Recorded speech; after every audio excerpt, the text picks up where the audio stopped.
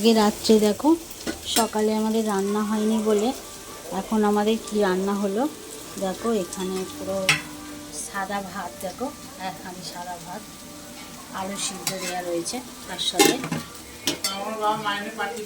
আর দেখো এখানে ডাল দেখেছ, মুগের ডাল ঘন করে, একদম ঘন করে মুগের ডাল করেছি।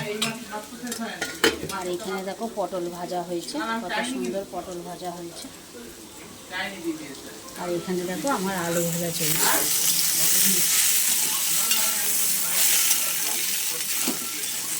আলু ভাজা চলছে, আর এখানে পাঁপড় ভাজা হবে, রেডি করা আছে।